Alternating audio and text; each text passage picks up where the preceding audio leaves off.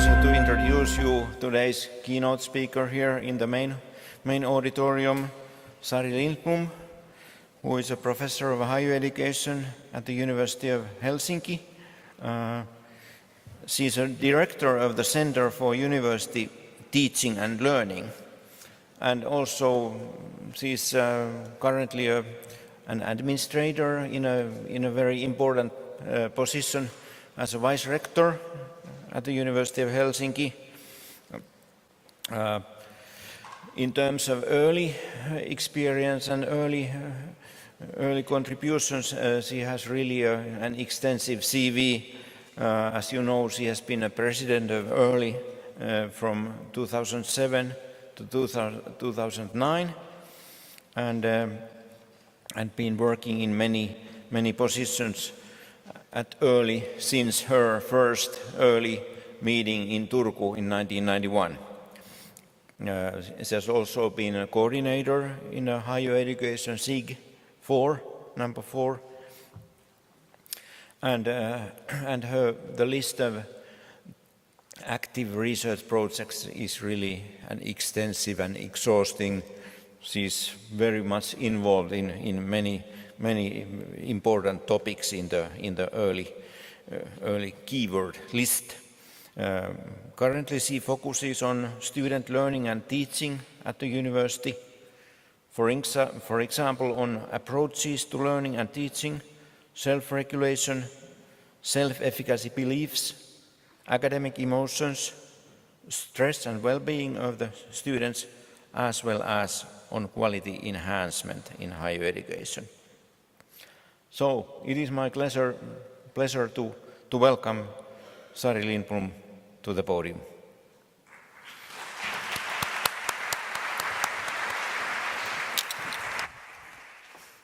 Thank you. Good afternoon, everybody. Because you are so far away from me, so I probably have to come a little bit closer, safely in the last lines of this big auditorium. It is really a great pleasure to have a possibility to give a keynote to, but also to the most demanding audience I know, and I know of. A little bit stressful as well, because who would know better about university or student learning or issues related to learning and instruction. I also would like to thank my SIG.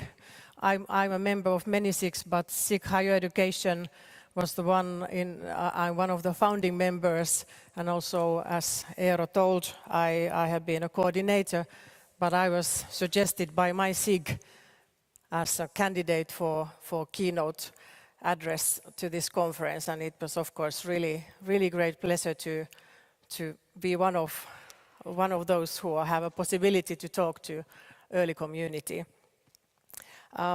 When I was thinking of what to talk about with you, I was thinking that what I think is the most important thing in my early conferences since '91 is that I'm able to hear and talk with my colleagues about something they are working at the moment. So unpublished studies, and that is something I decided to do for my keynote as well. So mostly the keynote and the content of my keynote is related to something I have been heavily involved during the last year, and so most of it has not been published yet. It's a risk, of course. I also wanted to take a topic, as Eero mentioned, I'm involved in many different research projects, but I wanted to take a concept which is really important for learning and instruction and in the history of research on educational psychology and student learning, so student approaches to learning. And this concept has also been criticized for many reasons, and that's why I wanted to at least try to have a critical look at it in the light of recent empirical evidence. So I want to look at the concept of student approaches to learning, and in this particular presentation I concentrate mainly on the surface approach to learning, but also on the deep approach, and leave the strategic approach or organized studying a little bit aside, but I will look at it in the context of today's university and also in the light of recent multidisciplinary empirical evidence. I also try to point to gaps in current understanding of the nature of the approaches to learning, because at least I have been talked to many people who say that is it useful anymore to use the concept approaches to learning, because we have so many other concepts like student engagement and motivation and self-regulation. So I will try to look at that as well. And I try to show that it is still important to continue doing research on approaches to learning. Of course, nobody does research alone, and I hope I have been able to remember all the names with whom I have published studies related to student approaches to learning. So here are my Finnish and international colleagues. So I thank to them. So I started in the about mid-80s with Kirsti Lonka, and we were the only ones in the whole University of Helsinki who were doing research on using the concept student approaches to learning. And for myself, and I'm sure I talk also for Kirsti Lonka, that it was extremely important to be able to go to early conferences and meet other people who could give us instructions, comments, and that's why EARLI has had a very important effect on my own research.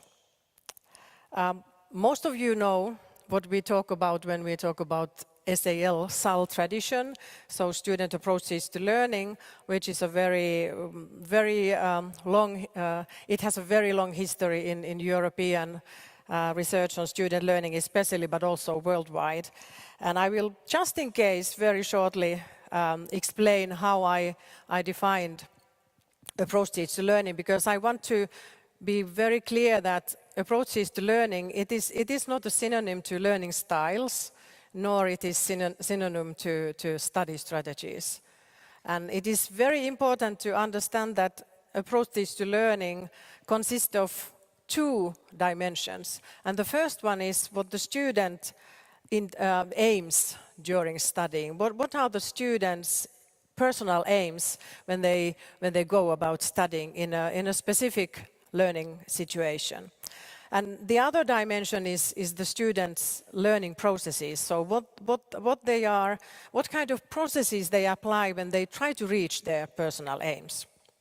And of course, there is a very rich body of research, and most of the studies have found that there is a surface approach to learning, then there is a deep approach to learning, and then the third one, which is a little bit different from those two previous ones, which is nowadays called organized studying and effort management, very or quite close to what we when we talk about self-regulation, and formerly it was labeled strategic approach.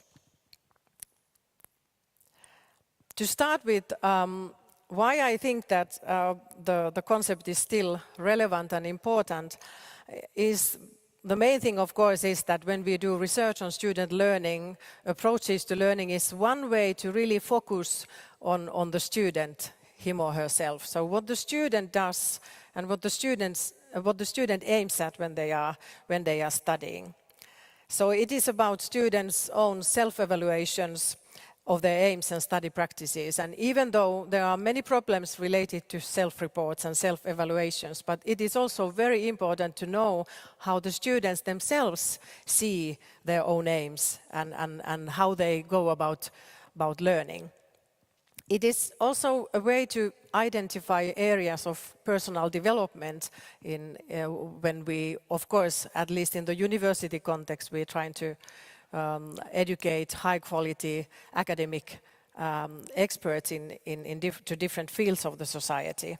But from the point of view of university teachers or any teachers at any level, institutional level, it is also valuable for the teachers to have information or empirical evidence of the teachers, students, how they see themselves as learners, what are they aiming at and what kind of study practices and processes they use when they try to reach their aims. And of course, the last thing which is really important, that approaches to learning is something, it's not about personality, and it is not in anybody's genes. It is something that we can change. We can help students to develop, and they can change the way how they are aiming at and how they are studying when they try to reach their aims.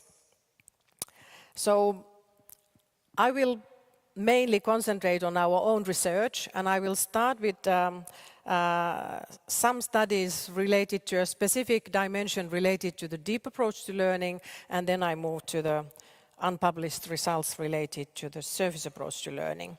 So we have collected during the recent years a very big data set concerning bachelor students from a very rich variety of disciplines.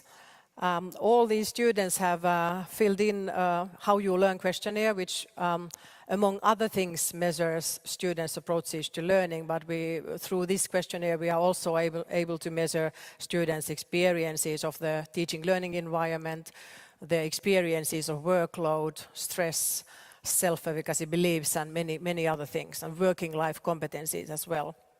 We have also carried out more than 200 interviews of these students, and then we have masses of videotapes of lectures, teacher interviews, and information of students' study success. But for this particular presentation, I will only concentrate on the two very extreme groups. So the first one is students who scored extremely high on the deep approach to learning, so on the basis of the inventory results. So we took the highest percentile of the students who scored highly on the deep approach. And then the other group is kind of an opposite group of students who scored highly on the surface approach, because there were less students who scored highly on the surface approach in our data of university students studying at Helsinki.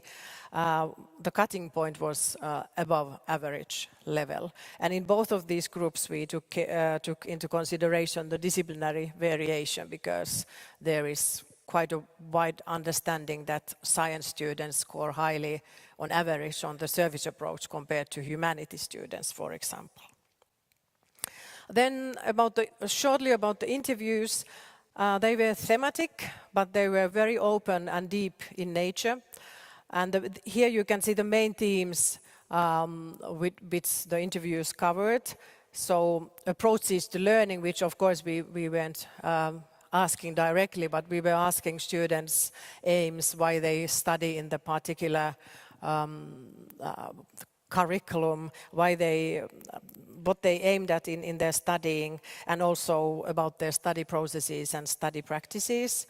Then we asked the students to evaluate their own study practices and processes and how they thought they reach their personal aims.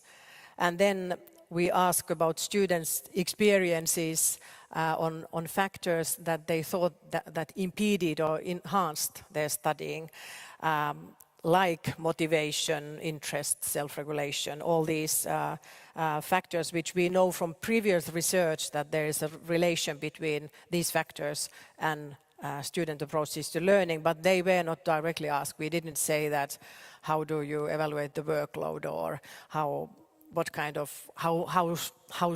sure you are about your own success and these kinds of things. So they were implicitly dealt with in the interviews. So first I go with our studies, and these especially I concentrate on two specific articles. I don't have a list of references at the end, but just send me an email and I will send you the studies if you cannot find them. But one or two studies we wanted to explore the concept of disposition to understand for oneself, which was suggested by Noel Entwistle and Weldon McCune as a kind of continuum to the deep approach, in a way that they suggested that actually students who use deep processes like relating ideas, integrating, critically thinking about the content, that these students actually show a disposition to understand for oneself. And so we wanted to look at our data and see whether our kind of deepest learners really show a disposition to understand for oneself. And on the basis of Entwistle and McCune's definition, we were looking at 3 different elements. So the first one was well-developed use of learning strategies, which concentrate on these deep processes I just mentioned, relating ideas, critical use of evidence, and attention to detail. And then willingness to devote the necessary time and effort and concentration to apply the learning strategies effectively. And then the last one was an alertness to the learning context.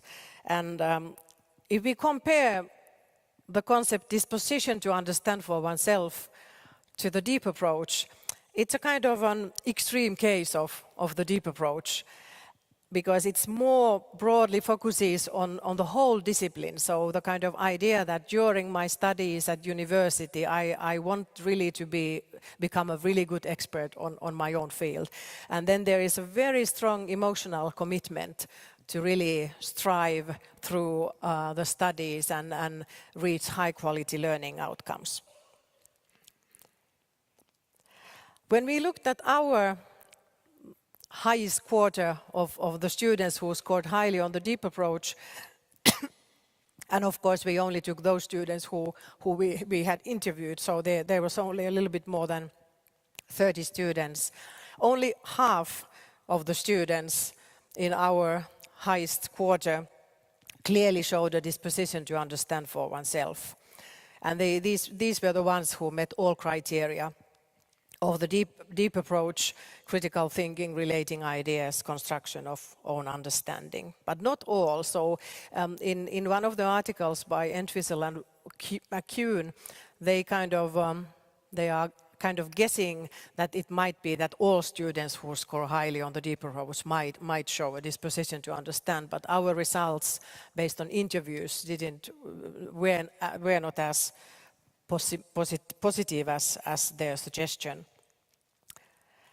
Then we were able to see a very strong emotional commitment of all these students.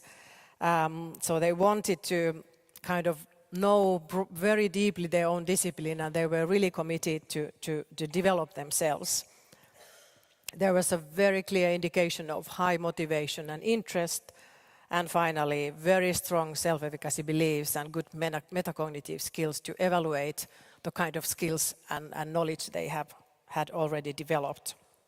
And here is one example of the students which we were thinking that this is a very good example of a disposition to understand oneself. And this student explains in an interview, of course carried out in Finnish, but we have translated it into English, and that's why all my interview extracts are not kind of spoken English, because it is really difficult to translate spoken Finnish into spoken English. But this student explains that I enjoy studying and learning hugely. I'm very attached to my own major subject, but I would also like to explore what else I can learn here outside my major subject, because I want to learn things deeply and broadly. I want to gain thinking and writing skills, as well as absorb information from all possible sources. And what about the rest of the students who scored highly on the deep approach, who we didn't see that they would show a disposition to understand for oneself? We could see in our study on our studies that individual and contextual factors really play an important role and commit to the variation in the nature of the deep approach. So some of the students were very strategic in their studies, because they only applied deep approach in important courses. And there was a strong personal motivation and interest to key courses of one's programs. And then if there were courses which were compulsory, but they weren't so much interested in those, then they didn't put so much effort to those ones but they only concentrate on the courses which were important for the students themselves. Then metacognitive skills also play a role, but in this case, kind of the other way around. So it seemed that some of the students, when they answered the survey, they were kind of overestimating their use of deep approach to learning. So they probably lacked metacognitive skills to really realistically evaluate how much I really aim at understanding, and especially how much I really use deep processes when I study. And then it was really interesting result that we were able to show that reaction to the experienced challenges kind of divided the students into two different groups. There was one group of students who said that it was really difficult. And on the other hand, there was a group of students who said that actually I haven't had a need to really put effort in my studying because it's so easy to pass exams, and it seems to me that really learning in this program, it doesn't require much from me. And from these students we could see that what happened during course modules and during during our follow-up study, both of these students group were kind of steered away from using the deep approach. So they started to use more surface processes in their learning. For one reason, that for some students it was too difficult, and then they tended to wanted to make it surer in a way that they concentrated on the content to take in, and more like using memorization and unreflective strategies. And the other students said that because I don't have to put so much effort, I rather put my effort in areas that I really feel that I need to put effort to, so because this is so easy, I don't have to study actively. Then I move and have a sip of water, but then I move to the unpublished results related to the surface approach, because I feel that this has been quite an unexplored area, probably for a very good reason, that when we want university students to reach higher or high quality learning outcomes, there has been a very big need to understand what we want the students to do in order to become very good experts in their own academic fields. And there is more neglect in the area of the service approach. But I wanted to, with my colleagues, to look at in more detail what the service approach looks like in today's university context. And that's the last year what I have been doing. Of course, becoming a vice rector from the beginning of this year a little bit distracted my researcher activities, but I'm glad that I promised to give a keynote, and I already had fixed the title, so I had to go through my data, and that was really refreshing from administrative activities. So what we did was that we tried to identify themes from the data by using abductive content analysis and linking these themes to the theoretical understanding based on previous studies. And when we looked at previous studies in which the service approach had been defined, we found these four kind of pivotal elements which were mentioned in almost all of the studies covering the service approach to learning. And the first one is the kind of aim to learn facts maybe in order to pass a course. Using memorization as a main learning strategy, kind of unreflective studying, not so much thinking before or during the learning process what I am actually doing. And then the end result of all these three is a kind of fragmented knowledge base, a kind of feeling that I know bits and pieces from here and there, but I don't have a coherent picture of the content I'm studying. And after going I'm finalizing a manuscript with Liisa Postarev and Anna Parpala at the moment, and I'm going to go in the detail of the analysis process, but I just have to say that it was really demanding and took a long time and many rounds, and all three of us checked the data, but the final result is that we found actually quite a lot of variation. And now that if you remember that we only took those students who scored highly above average on the service approach, and then those students whom we had interview data. But we found 5 different profiles. The first one we called full service profile, so kind of pure, typical theory-based, really what the theory in the previous slide mentioned. These all were filled. Then we had the next, and then only luckily 16% of the students belong to this category or this profile. Then we had students who met all criteria of the student service approach, but they all explained that I want to understand. So there was clearly an aim to understand combined with also service aims, but only service processes. Then we had, and that was quite big, 1/4 of the students belonged to this profile. Then we had quite a small group of students who we were able to see all dimensions and elements of the service approach, but these students also applied some deep processes beside using also surface processes. And then there was a kind of mixed approach who used both surface and deep processes, but none of these students experienced that their knowledge base was fragmented. And that was the biggest group, more than 1/3 of the students belong to this profile. And then we had the last one, 15% of the participants, very clearly all criteria related to the deep approach were met, but these students also applied memorization beside deep processes. And next I will go through all of these profiles one by one and give you one example of each of the profiles. And this is the first one, an example of the full service profile.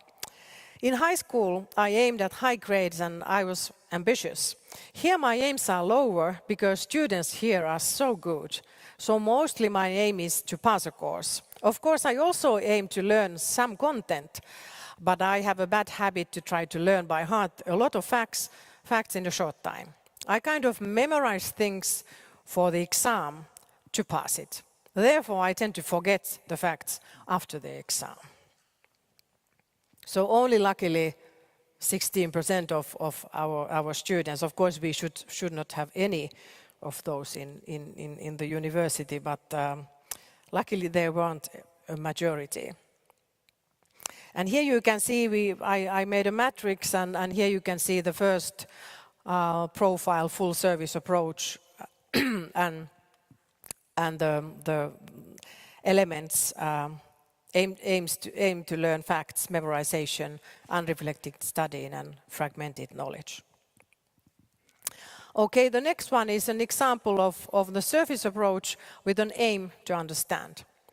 And this student explains that, well, understanding is the most important thing. And then, of course, memorizing, because I like to learn facts by heart. In this way, I get a feeling that I really know something, that something remains in my memory. And it's really nice that I'm still able to remember facts after a long time. That feels really fruitful. Maybe it's a little bit stupid, but to me it's worth the trouble. And here you can see that in addition to meeting all the criteria of the surface approach, there was clearly an indication that there was at least an aim to understand, not so much the deep processes, but an aim to understand, which this student considered as important. The next one is an example of the surface approach with deep processes, or with some deep processes. And this student says, My aim is to remember information longer than just for the exams. This is why I need to read the material several times.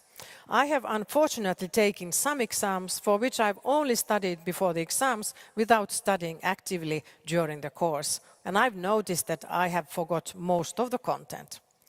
It would be nice to remember and to be able to use the knowledge I have learned later as well. Therefore, I like to combine and integrate information. In this way, I'm able to commit information to my long-term memory. So there is quite heavily elements of the surface approach, but then some hints that also some deep processes are also applied. And here you can see that in addition to aiming to understanding at some level, also with aims to learn facts, there were some deep processes. Of course, these are very long interviews and I only show you short extracts. It might be that you are wondering why I say that these were met, but the interviews lasted for a very long time. Then an example of the mixed approach without fragmentation. And this is what the student explains. I try to form a general picture by thinking about the core message in the book. Learning by heart is not a good way to study because I have such a bad memory. I have noticed that little by little I have developed and I have been able to use a more selective study method and concentrate on the most important information. I need to write everything. When I read a book, I need to document everything and write own comments and draw arrows and such. If I just read, I can read many pages without understanding at all. So kind of mixed feelings with this student. And here you can see that kind of deep and surface aims and deep and surface processes, but not an experience of a fragmented knowledge base. Because this student knew how to remember things for a long time. And then the last one is an example of the deep approach with memorization. And here is what the student says. First comes the kind of raw work. By this I mean memorizing facts, which does not require understanding or deeper analysis. After this, I begin to combine information to form a kind of a larger skeleton. I collect facts to this skeleton all the time. Of course, even when memorizing, I keep in mind the skeleton so that I'm aware what I'm learning at that moment. It's important to integrate facts to a larger picture. In this way, it is easier to retrieve information from memory. And I might forget minor details, but because I have this big picture, it is easy to complement my picture later. I think there is one letter missing. So, in this example, we couldn't find the aim just to memorize, or memorization, not only aiming to learn facts. There were more reflective ways to study and clear indications of deep processes and no experience of the fragmented knowledge base. Okay, to sum up, there is I would like to start with methodologies.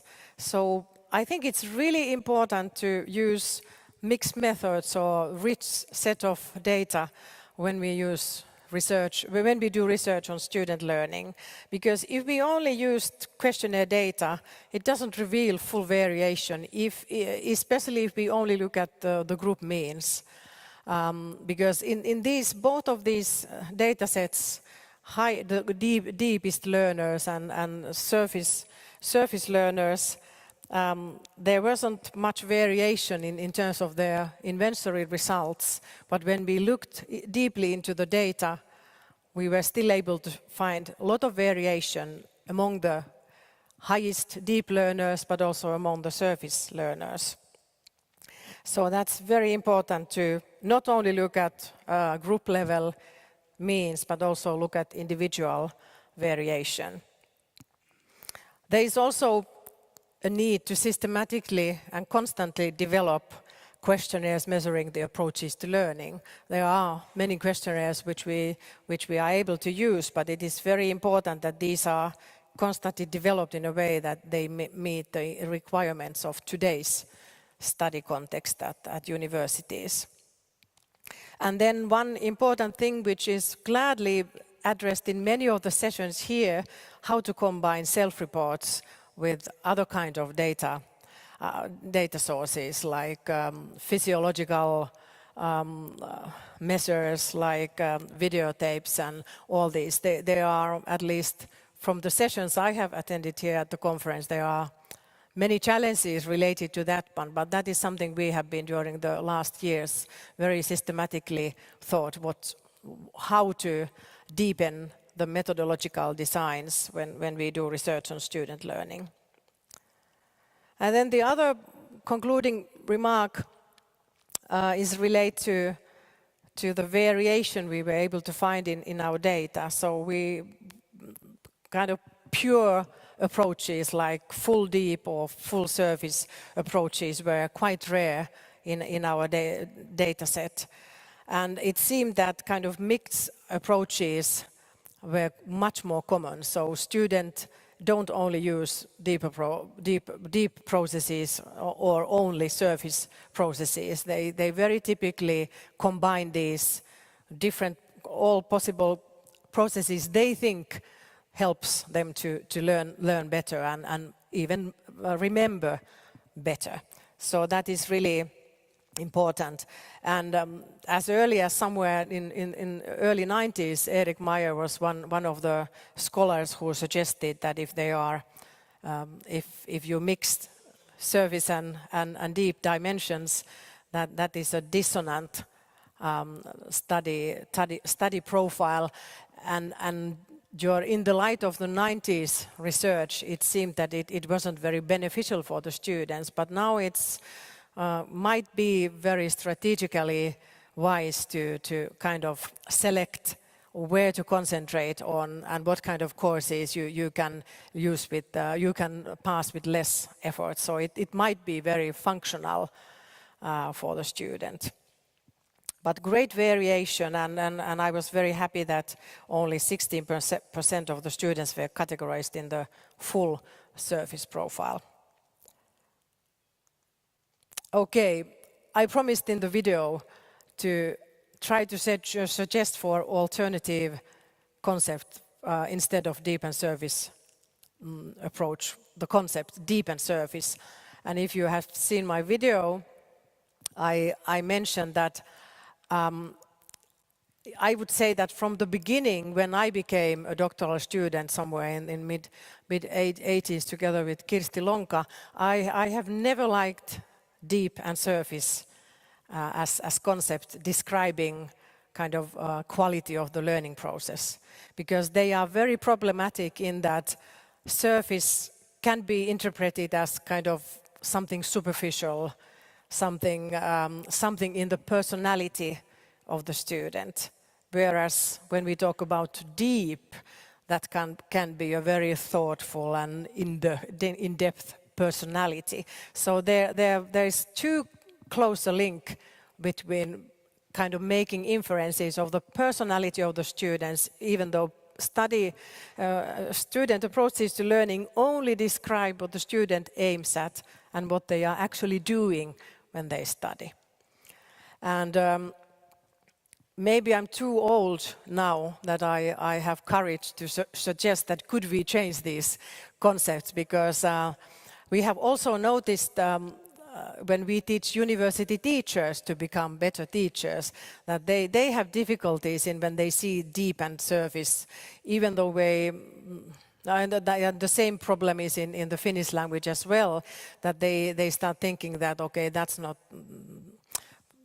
motivated and that's not a very good student at all, and here is a very nice student using deep approach. So that is very problematic. And when we want to give feedback to the students how to develop their their ways of learning and practicing, it's really important that we don't use concepts deep and surface, because it's not a, especially surface is not, even though the feedback would be constructive in nature, the student himself might think that there is something superficial in me as a student. So after, and I'm not happy what I'm going to suggest for the deep approach, because that is problematic, but I'm more content with my idea, or our idea of what we could call surface approaches to learning. It is, of course, really difficult to change these kinds of concepts after 60 years or 50 years or so. It's a very long tradition, but I think there has been a moment that these concepts, deep and surface, kind of are turning against us as researchers. So it's in red because that's the best we could figure out, but in deep approach, it is all about constructing meaning. So that might be one way of describing the approach. But for surface approach, we would like to suggest that we could talk about unreflective approach. I would like to keep the concept approach, because I think that is really important, because I just want to go back to the definition that there is these two elements or dimensions. It's the aims and the processes. And in this way, approach is a very good concept to describe student activities and from the student's own point of view. But I would like to replace the deep and the surface with something else. I'm going to stop here, and I don't know what time is it, but yeah, so I hope there is time for discussion, and if you want to hear about the studies, just send me an email and I will give you the articles. Okay.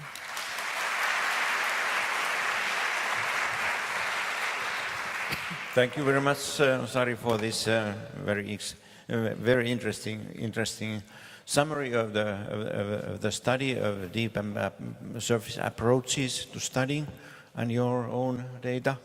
Now we have plenty of time for discussion and questions.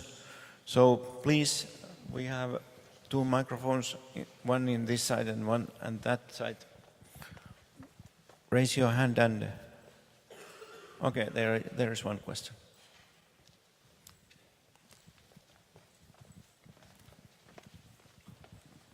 You could have come a little bit closer so that those poor helpers don't have to run so far. Hey, it was a very nice research. Thank you for your talk.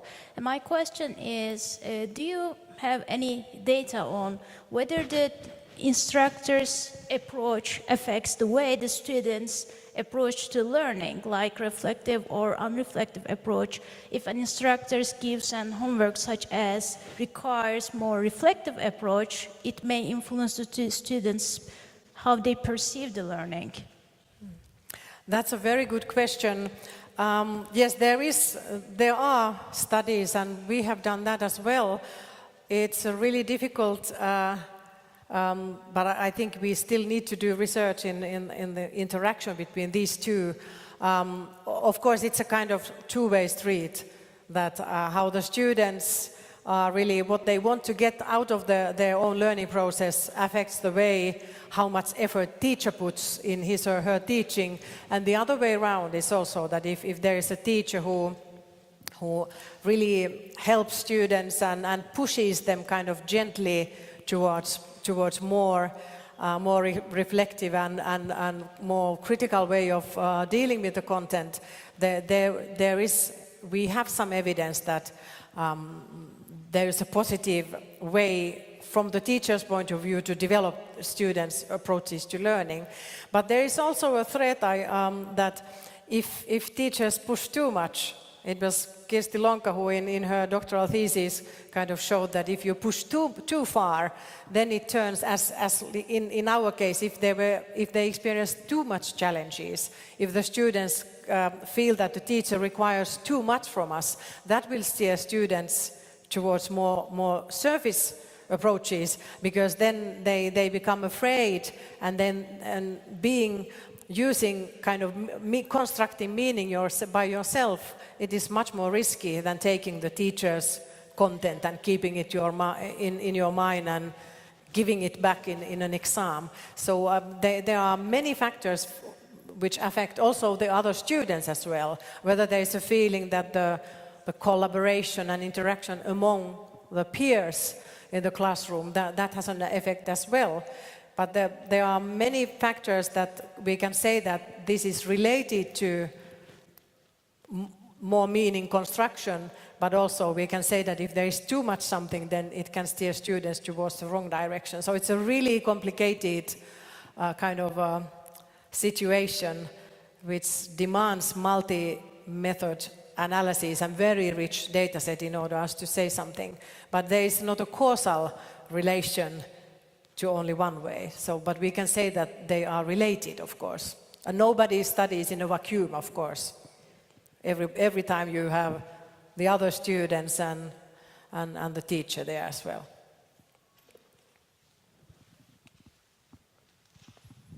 Okay, there's one, and then two more there. Thank you for your analysis. I appreciate the categorizations that are too coarse when we speak about just these two levels. I'm interested in what your experience in reading of the literature would suggest about why unreflective students may stay that way. Are they ignorant of other approaches? Do they know of them but choose not to use them? Are there other reasons? So if I heard correctly, you were especially asking about the unreflective students and what happens to...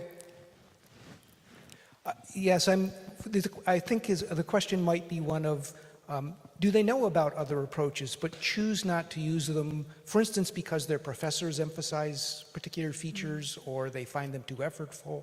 Are they ignorant of them? And if they are ignorant of them, how long might it take them to transform into being in one of the other ways? That's an important question as well.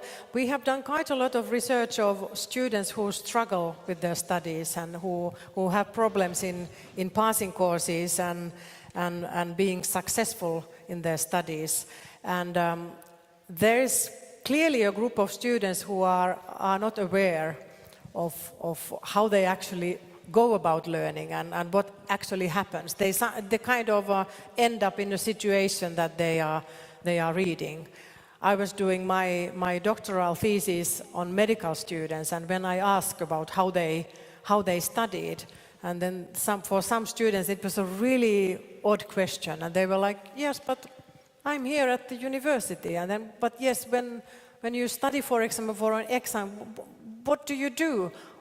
I go to the library. I said, but yes, but when you are in the library, what do you do in the library? Oh, I opened the book and said, yes, and now that you have opened the book, what happens? And they, okay, I sometimes do this and that, and then I go back. And so for some, there is a group of students who do not seem to have at least not enough metacognitive skills that they would be aware of what their strengths are, what I should do as a student.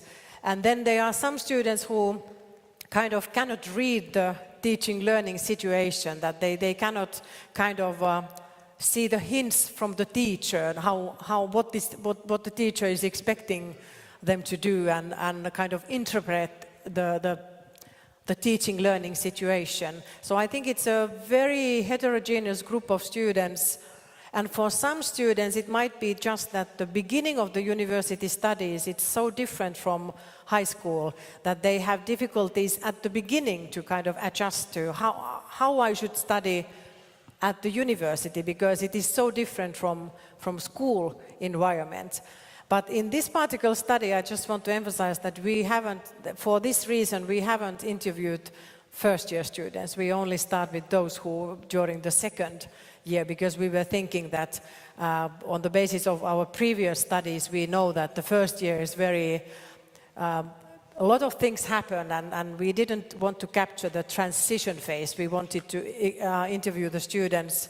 The first interviews were later in their studies, in that they should know how to study at university. So it is really heterogeneous group, and then there were some students with whom we discuss how they go about studying in a particular course, and then after one question, then they kind of get it, that, oh, now I know. If they get feedback, at once they can see that, oh, that's the problem. This is something I need to change. So that it is really, for some students, totally lacking kind of awareness what kind of students they are. But then most of the students in our data were kind of students, especially those who showed more than just the surface elements of the approaches, that they had kind of aims and some deep processes. Those were the very typical students that they might at the beginning try to do something, that integrating ideas, linking ideas with previous knowledge and these kinds of things. But then always something happens during the learning process, and then they end up just in a hurry to read as many pages they can. So the kind of total lack of being organized and systematic in studying, and that kind of, and we have shown in our studies that there is very clear link between lack of being organized, and that is related to high scores in the surface approach. But one answer would be very difficult to give, but it's a really scattered in a way. The students have very different profiles if they are unreflective. Thank you very much for your clear presentation. I'm interested in, are there studies, or what is your understanding of how well this theory or concept could be applied when examining learning in the context of artistic subjects? And in that case, would you differentiate learning in academic subjects from artistic subjects? My hunch would be that the students' approaches might differ quite a bit between those two. Yeah, that is kind of, that's really important, and it is really clear. There's a lot of kind of statistical evidence by using group level comparisons that students in technical, in science areas score more highly on the surface approach compared to students in social sciences and humanities. And that is really important, because approaches to learning are really contextual in nature. So they cannot be kind of explored without the actual discipline and actual study of kind of what they are trying to learn, and that's why it's really important to look at that. In this particular study, we had students from different disciplines, from a broad range of disciplines, and we went in particularly because we only had 61 students in this surface data.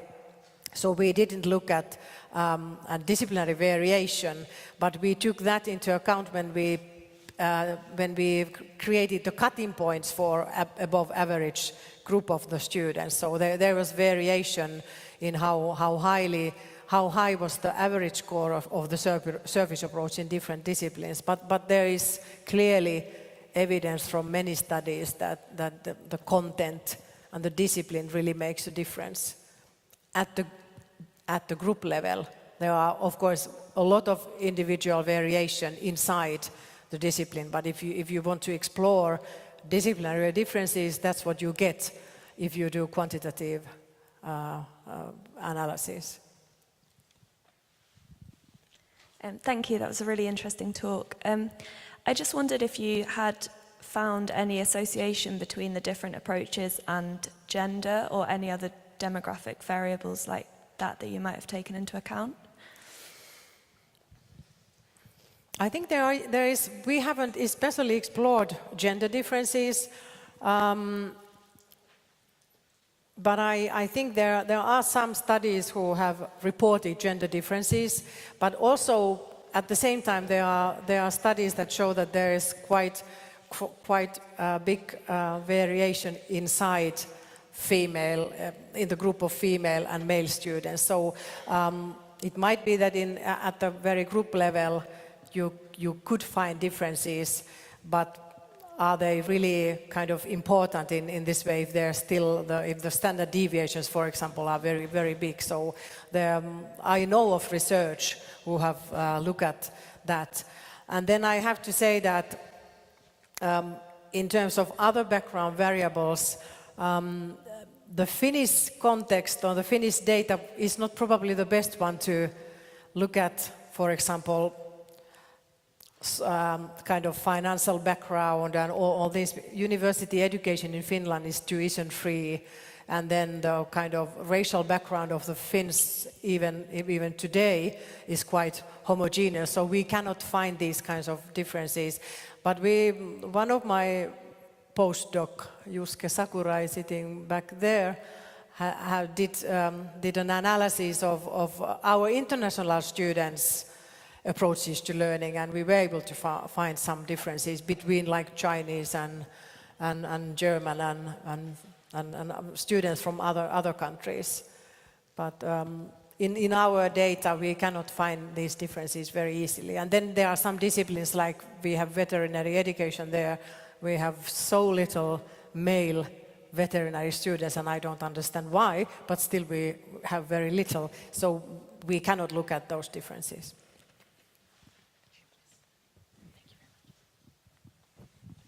Thank you very much for the interesting presentation. I am János Győri from Hungary, and I have 3 questions, but the 3 questions belong together. The first one, if you, for sure you have teacher training in Helsinki University, so do you have a subsample of the future teachers in initial teacher training, what kind of patterns they have? The second one, that you started with the statement that learning approach is changeable.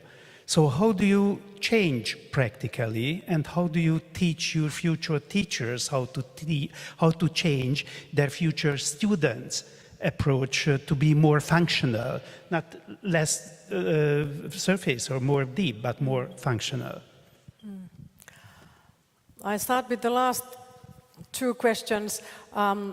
Yes, we have a systematic program for university or academics, researchers and university teachers, professors, university lecturers, and they can participate in the wide range of courses tailored for them, for the teachers to become better teachers, to kind of understand the teaching learning process from the student point of view, not just myself, my discipline, my understanding, and this is how I structure my course, and this is the content I will give to my students. So try to think of what my students know, how they study, what are their experiences, how would I design my course in a way that it would help students to really critically analyze and use different kinds of more demanding study processes. So that's what we do. We have, on the other hand, we have empirical evidence that it is not a very fast and easy process for university researchers to really go through a process in which they become more aware of their own pedagogical approaches. So kind of combining own academic expertise to expertise of teaching and learning at university.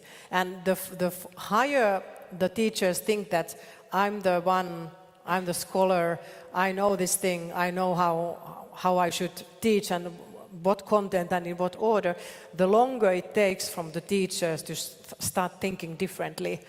And there is evidence that it can take years, and it can take, it is a long process. First they start thinking differently of themselves as teachers, and then it's probably the practices that change the last. So it takes a very long time, but it is possible. But you need to be very systematic and provide support for university teachers. That is really important. That's what my center is all about, collecting evidence from different disciplines of teaching and learning and organizing these kinds of courses from doctoral students to full professors. That's really, really important. But I really genuinely think that it is possible, sometimes very easy, to help students to develop their ways to learn. So most of all, it's really important to create an atmosphere in a course that there is a kind of feeling of trust in a way that as soon as students go outside of just memorizing the facts, most of the students need encouragement in that they need to have support from the teachers, that if they make these mistakes, if their argumentation is not perfectly correct, and they need that support from the teacher, but they also need support from other peers.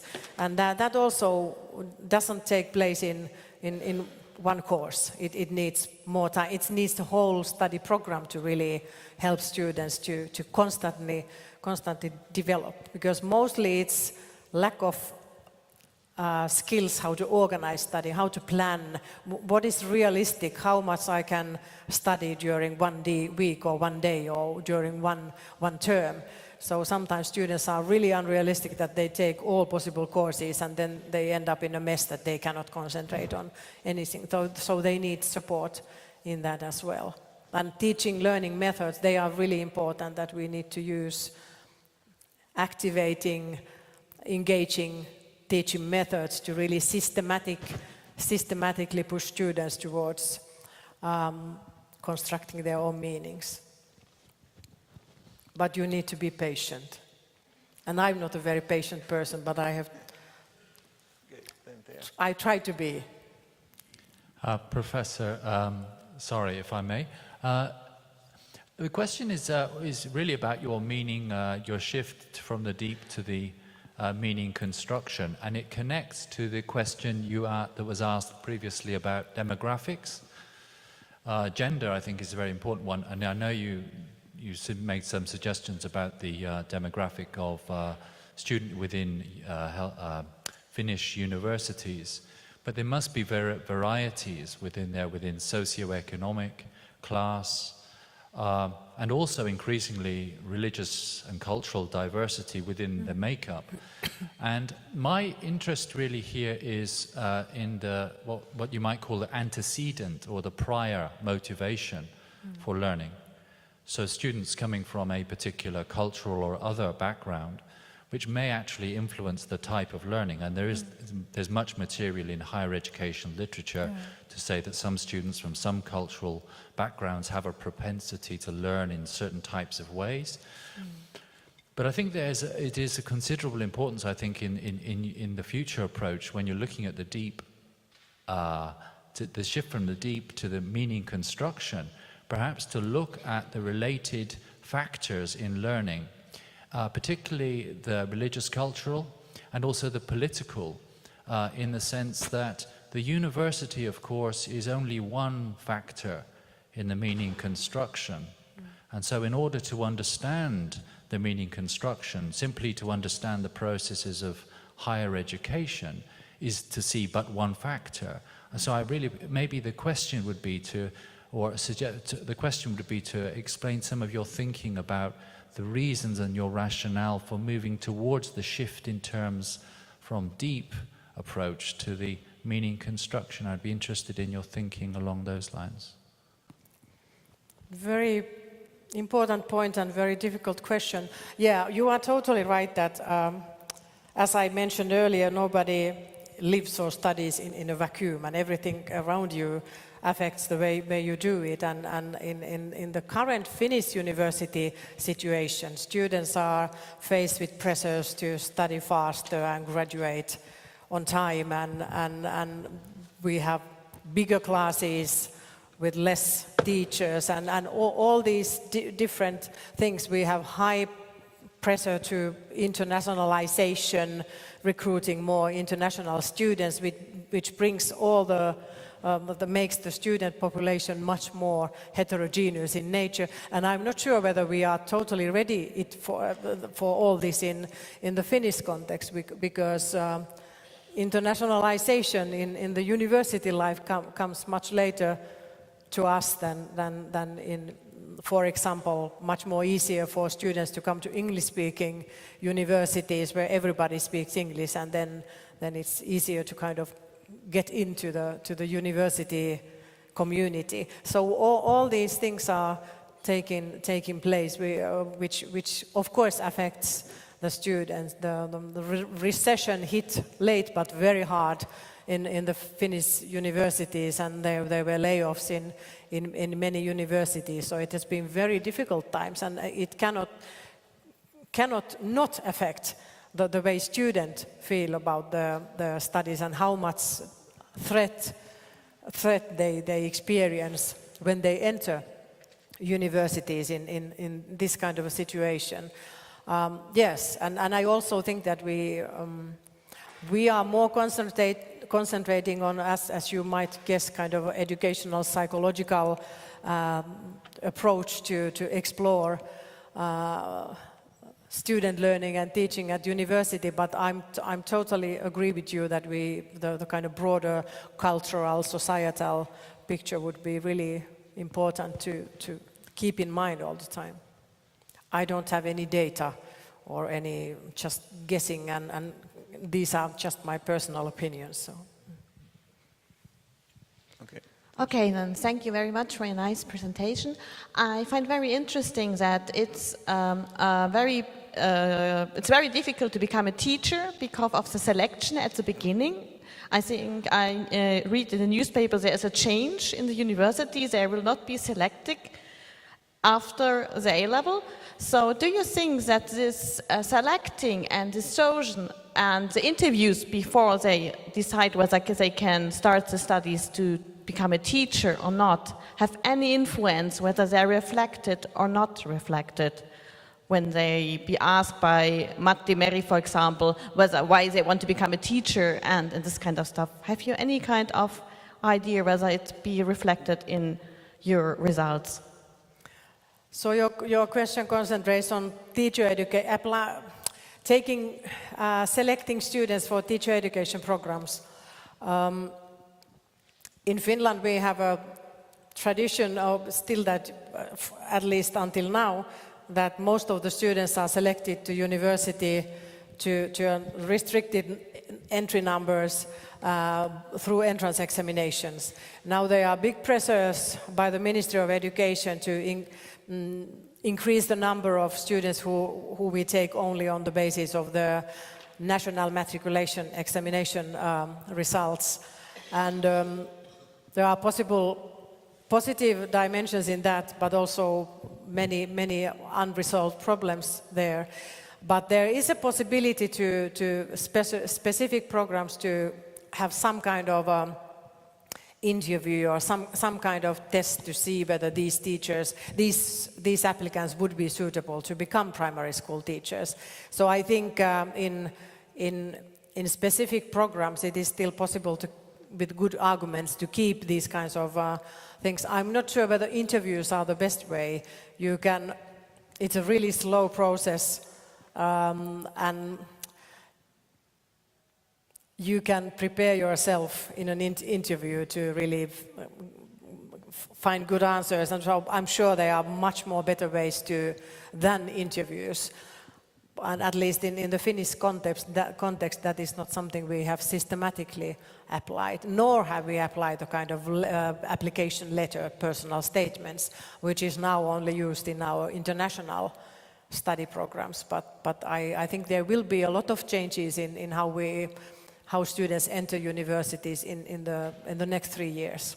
Or there has to be, because there are very big pressures from the ministry. Sorry, I'd like to kind of convolute the conversation a bit. And that is what I've been thinking about a lot, is the fact that we talk about this as approaches to learning. We talk about what does it mean to learn well. But in truth, a lot of times students are not thinking about learning. They're thinking about passing or getting a good grade in a course. In other words, they're convoluting how do I succeed in this class versus what does it take to learn effective pedagogy? What does it require to become good at biology? They're not really thinking about learning with an orientation in that sort of way. They're really focused on what do I have to do to get a good grade in this course and move on. And so a lot of our data on approaches to learning or processes of learning are really talking about achievement, not learning. Yes, you are right that there is a group of students who really, their main aim is being successful, so being very strategic in their studying, that they want to do it very well. And inside that group, there are at least, in our studies, there are kind of two groups of students. One of them, Kirsti Lonka has called students with a cookbook approach, in a way that these are the students who are really strategic and they want to succeed well, but they want to know how to do it with less effort. So what to concentrate on to get the highest possible mark. And then there is a group of students who say that I want to understand and I want to be a good student, but they are not studying for the exam. They are studying to become better doctors or better teachers or better biologists. So this kind of strategic group is divided. If I use these concepts, there is some students who score very highly on the organized studying and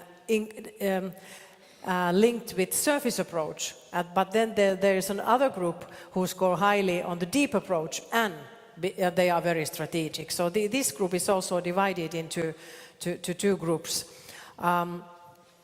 So far, in the Finnish university context, the grades have not have a very big importance because students are anyhow accepted until their masters.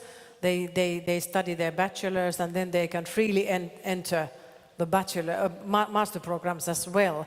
And they are not aware of how they are ranked in relation to the other students. Their exam results can only be found through student numbers, and you cannot compare yours with the others. So it's my youngest one who studied his bachelor and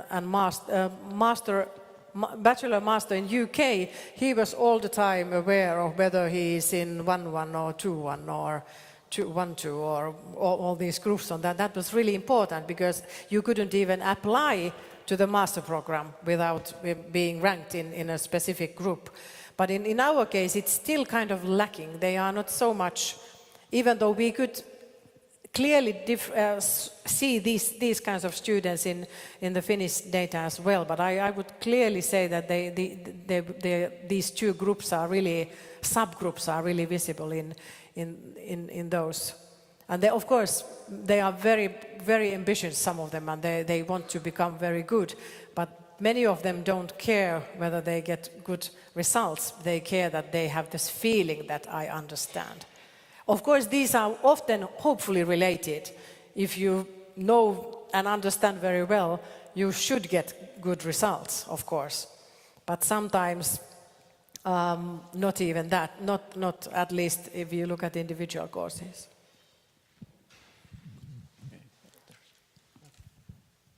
Yeah, thank you so much for that very interesting overview. And you have said that you were happy that luckily only 16% were belonging to the surface category. On the other hand, you have also said that there is a lot of new pressure now in our days, and that is also leading to the fact that you have mentioned everybody wants only to pass. What is your proposal? I really like your proposed change toward construction, because I believe it is much more that we have to address constructing not only meaning but also competences and general abilities to not only pass the exam but to do also better things in the future. My question to you is how to reflect the current changes, to reduce the content, to focus more on general skills, competences, or what do you propose? You ask very difficult questions, but I wouldn't expect anything else in such a scholarly audience. Yes, that's a really important thing. I think very often the worry is that if, especially in the situation that you have had a specific study program for a long time, and then not so much variation in the teachers who take care of the teaching duties, that when they develop their courses, they add something, and they always add something, and they add this and that, and then the courses become very packed, and then we end up in a trouble that there's so many new things, but you don't leave anything away. So I think it is really important to think of how much it is possible to learn or understand or take in a more analytical way in a short course. So that is really, really important. And of course, at the same time, we know that if with very successful and committed students who are really interested in the disciplines, they would like to, they want to learn more, and they want to read more. And if you only concentrate on a limited amount of content, these students feel that they lack challenges, and they don't want to put effort anymore. So it's a really difficult to find balance between if you think of the content and then what you demand of the students. So I think that the best way probably would be to use kind of teaching methods, and especially assessment methods that allow kind of variation, that there is clearly a kind of a realistic amount of knowledge that you need to understand and you need to be able to apply in order to pass a course. But then there should be a possibility to really learn more if you have motivation and will to do that. So kind of I think assessment methods here are the most important way to really allow this variation in courses. But the basic requirements, I think it's really important that it might be good that teachers participate, for example, courses on our courses on university pedagogy, because then they become students, and then they get an experience that how is it that somebody is giving deadlines and chapters to read and essays to write, and then they realize that actually I should need to think of this what I do with my students. So getting teachers these kinds of experiences, that they start thinking of about it differently, because sometimes they are really unrealistic. I once talked with a theology professor, and I tried to explain to him that there's a lot of content in a course with a couple of credits, and a lot of different kinds of essays and group work and all these possible things. And I said that you cannot, if it's just this amount of credits, you cannot make the students to do so many things. And then he said that, no, you are totally wrong. Look what they get with only 2 credits. And his way of thinking was totally different from mine, that I provide you with everything with such a low amount of like buying something. But so it's sometimes very difficult to get teachers to listen to us to really do something. Okay, there's one more question, but before I give the microphone to you, I would like to also enlarge on this discussion a little bit from this approach to thinking about learning as a relation more, like if we think about narrative theory, then we have 2 problems in our as human beings. What is going on in the world, and who am I? And this is the context in which many students are working. We don't know what is going on. We have to find out, and to find out, I have to know who am I. Why do I want to find out? And then, like Manfred Prenzel reminded us in the opening panel, that there are a lot of different kind of knowledge bases around in the study contexts. Like there is this factual knowledge and content knowledge, which you are focusing very much, and we have been focusing in this approaches to learning, that they just are learning the contents, scientific contents. But at the same time, there are this whole world around them and then themselves. And so I don't know how to ask and what to ask, but this is just a comment that how do you see, how could we get out of this person factual knowledge learning to understanding the whole situation, because deep approach and surface approach, I think they are just reactions to this kind of situation in which you are struggling with who am I, what is this knowledge about, how do I know, where do I need it? That's a really difficult question. I think the main reason for kind of looking, each one of us look at something with quite narrow perspective is that the research designs become so difficult. Like we have very carefully added, like we do research and relate this to academic emotions, self-efficacy beliefs, but so far we have been quite careful, even though I'm a psychologist, but it's I have been very careful in adding something related to student personalities in the big picture. And I think it's just that if you have so many different variables and everything, of course they are related, I totally agree with you, but how to really explore, how to design and kind of research designs in a way that you would be able to take in everything, because just if I go to the first question in the relation between teachers' way of doing what they are doing in the course and what kind of relation there is between students and the teacher, that took me many years in my small head and with my colleagues to really think of how we should design the research in a way that we could able to measure something. So these are so complicated because we in educational sciences we do mostly research in real life settings, and that's why it's so. I would like to include all this, and I totally agree with Eero that students, especially when they enter university, they are in the really important phase of their lives of finalizing their thinking of who am I and the identity. So that's really important phase in students' lives. Okay, and then I think it was there. It's behind you, the microphone is.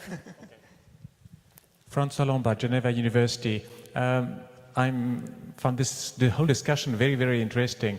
I appreciated when you mentioned that we must not too easily consider deep learning and surface learning as an attribute of the learners, of the students.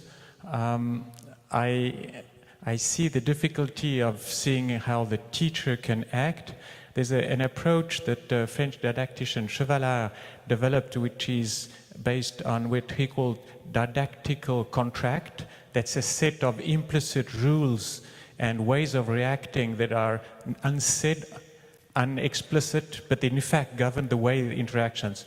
Why I mention this is because I'd like to hear you speak, if you have any idea about how that could be a determinant of some students in certain circumstances, because they understand the didactical contract to be surface learning, or because they understand the didactical contract to be deep learning, they might adopt different strategies, which you mentioned was the case. So what could be the role of this sort of implicit contract, and on a pedagogical view, how can you change possibly that? But you can't change the students, it's difficult to change the teachers, but maybe the interaction between both. So I'm not sure this is an easy question. At least it is a really difficult question, but many things in the teaching learning process are very implicit or tacit in nature, and it is really difficult to capture these especially during when teachers teach or when students learn. Of course, in courses which we organize for university teachers, it is possible for the teachers to just stop for a while and think back and what they have been doing and evaluate his or her teaching learning process from different points of view.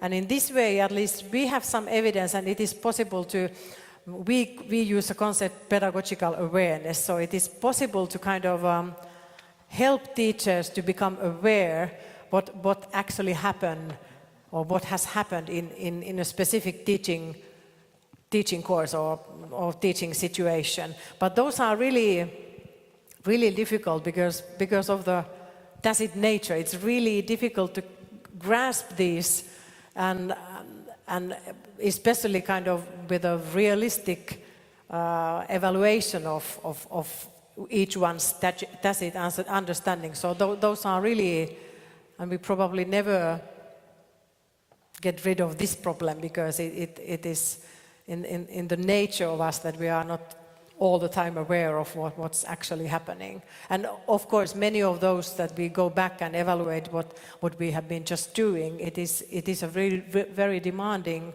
process. So and that's really difficult. Okay, I think it's time to stop now and give final applause to Sari. Thank you. Thank you very much. This was an exciting discussion talk also with you, and question answer session, and as a little reminder and present from the EARLI. Thank you. Thank you. Thank you. Thank you, and now it's time for coffee.